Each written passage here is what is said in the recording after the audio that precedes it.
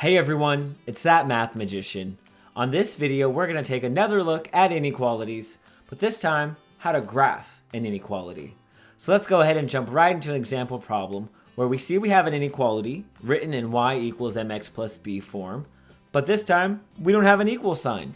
We see that it says greater than or equal to 1/2 x minus 1. So what I want to do first is just have you realize that graphing an inequality and graphing an equation are very similar. They actually follow the same exact steps. There's only one additional step that we have to do when we're trying to graph this inequality. So let's go ahead and first just start off by identifying the slope and the starting point for this graph here so that we can go ahead and make a graph for this inequality. Well, I see that the b term, remember the term by itself, the constant, that is the y-intercept or the starting point.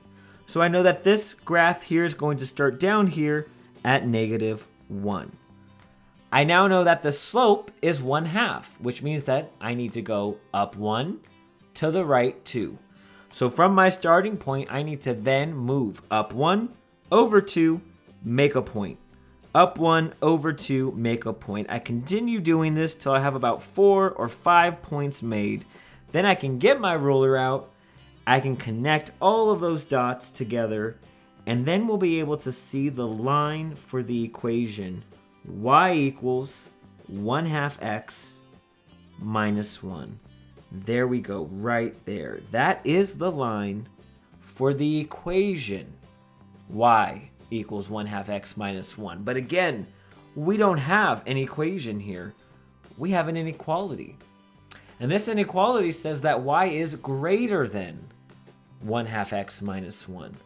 So what that means is we have to figure out what solutions are going to work here for this inequality. And what I mean by that is we have that line, right? There's that line, y equals 1/2 x minus 1.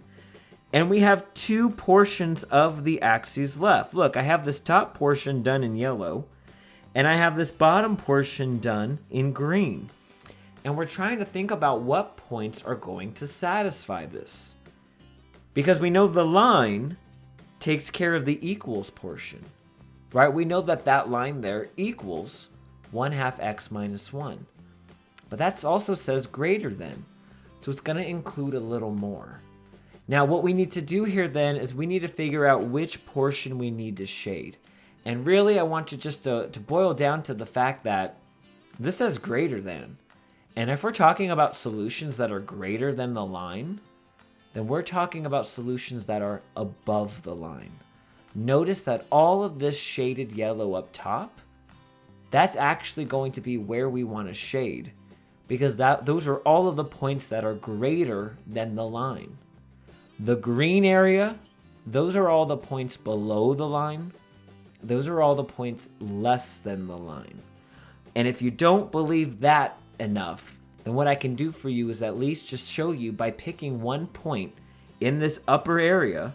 You know what? Let's pick a really easy point. How about the point 0, 0? If we plug 0, 0 into that inequality, it should end up giving us a true statement.